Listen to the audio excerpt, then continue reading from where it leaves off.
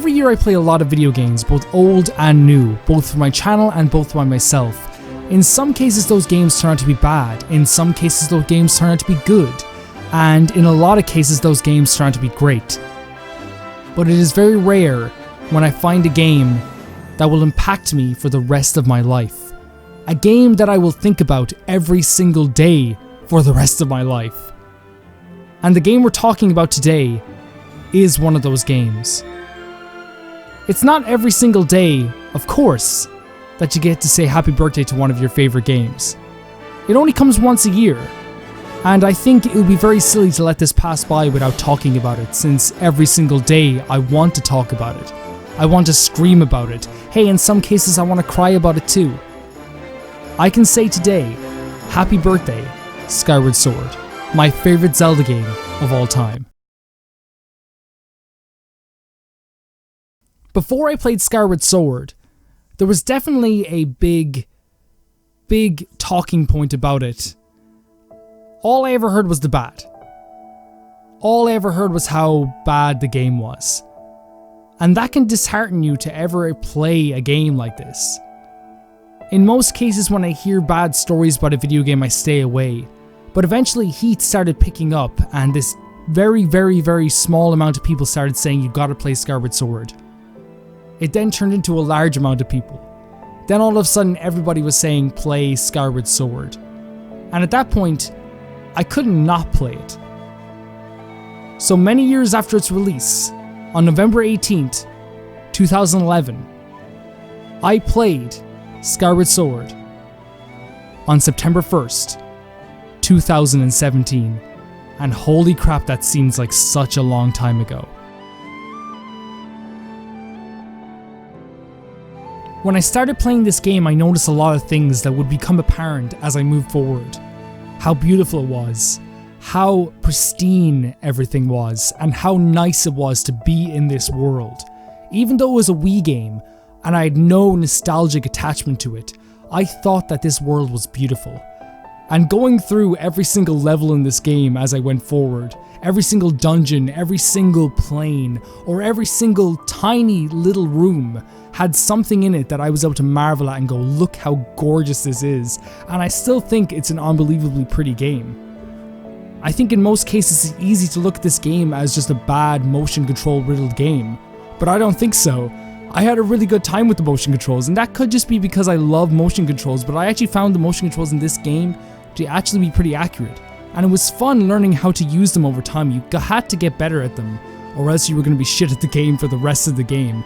And I found myself learning more and more how to get better and better and better, to the point that I was doing stuff that I wasn't able to do at the start, but eventually was able to do. The bosses that you see in this game are not only interesting and almost always puzzle based, but they're also just fun to look at, fun to fight, and in every single case I can safely say that I never had a boss that I was pissed off at or thought was too much. It was always just the right amount, and always such a cool design as well.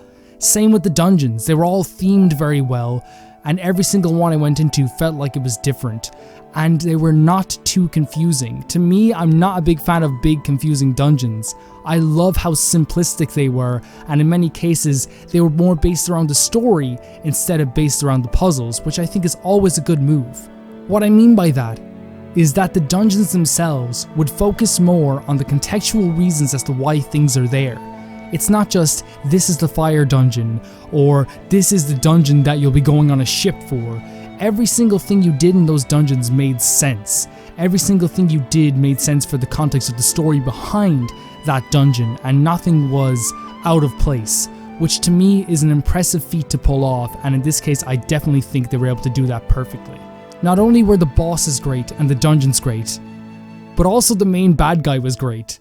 I know you guys give me shit for pronouncing his name improperly all the time. I call him Graham, I know it's Graham, I know it is, but I still love him dearly, not only in terms of design, but how he shows up just at the right moment to pick at your bones when you're at your lowest or when you're at your most tired. He knows when to strike and to when annoy you the most. And still, even after all that, I love him as a bad guy and have fond memories of meeting him every single time he showed up.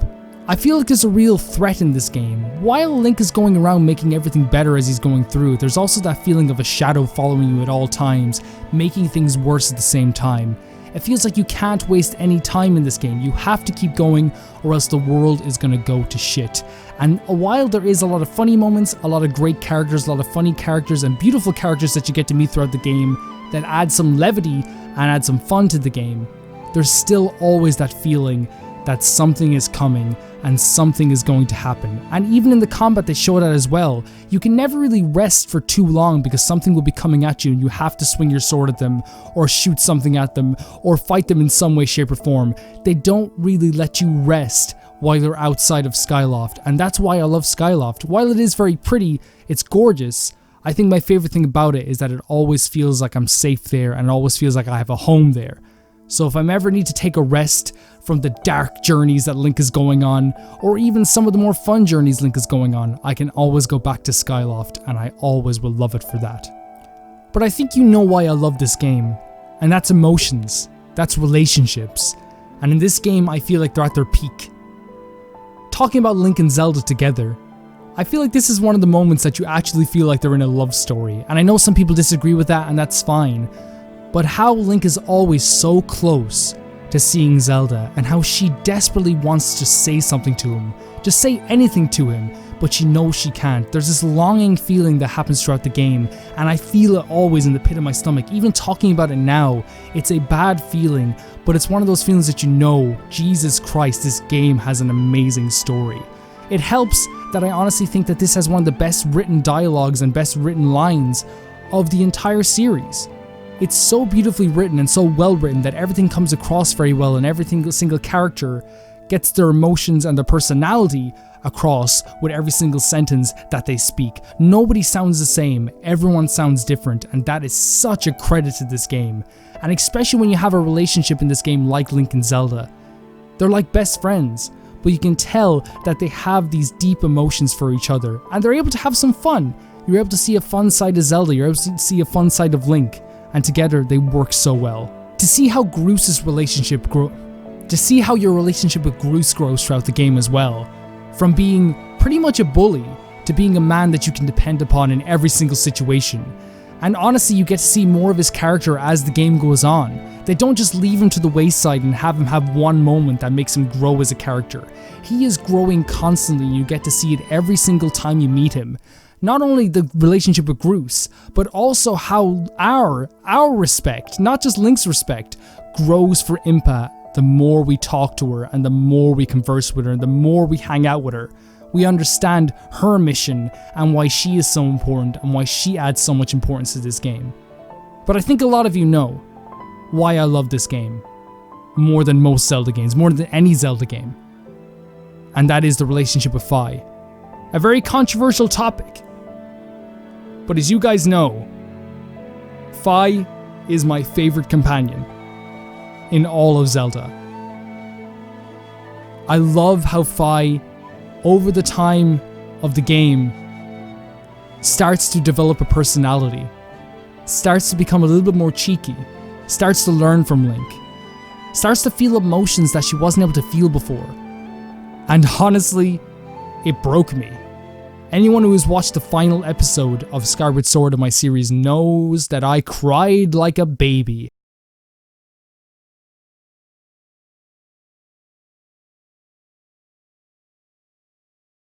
Master Link, you have successfully protected the goddess reborn and defeated demise, fulfilling your role as a hero of legend. Don't judge me, guys, that I'm getting like this frog in my throat now. Please don't. Please don't judge me. My purpose here is complete. Therefore I ask you to dissolve our arrangements as master and servant.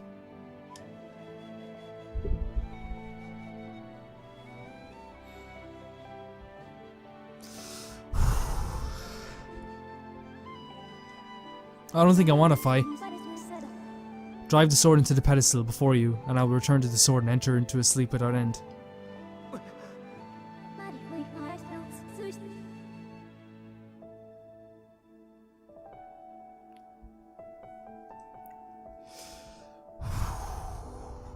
I'm sorry about this, guys. I'm really sorry. Master, you've achieved the purpose you were chosen to fulfill. Please set the sword in the pedestal and bring the goddess's mission to an end. Now, Master, it is time to conclude our necessary companionship.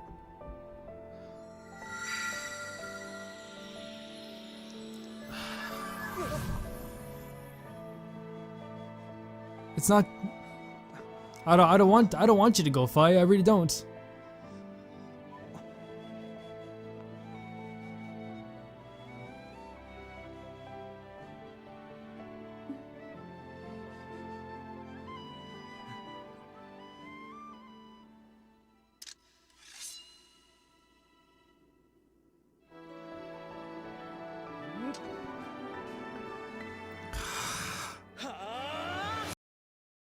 And I'm not ashamed of it. At first I was kind of thinking, how can I even upload this?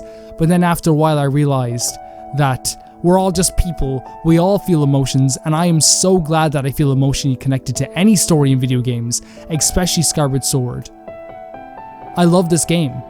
I love this game dearly, and I wish, and I would do anything, to go back and play it for the first time again. In the cheesiest way possible, I have left a part of myself in Skyward Sword. And I would gladly play it one more time, or even 2 more times, or even 100 more times.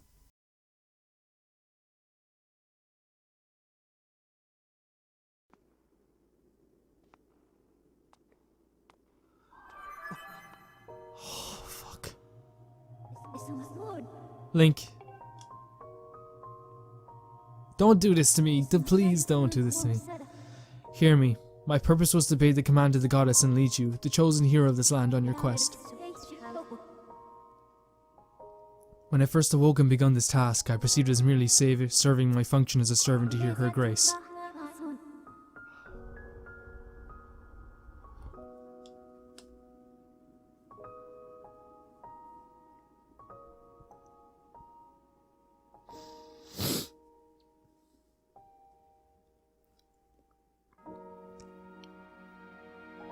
However, I've come to consider the information corresponding to the time together among the most information to our time together among the most precious data I have on record.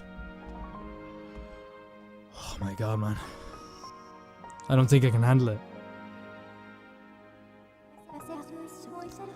I do not have the capability to fully understand the human spirit, Link.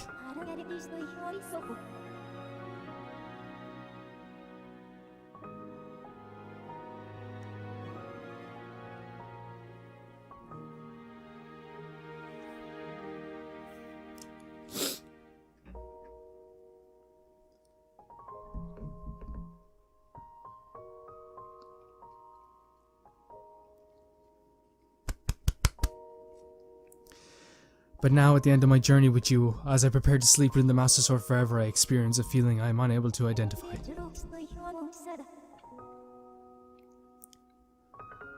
I lack sufficient data to be sure of my conclusion, but I believe this feeling correlates the closest to what your people call happiness.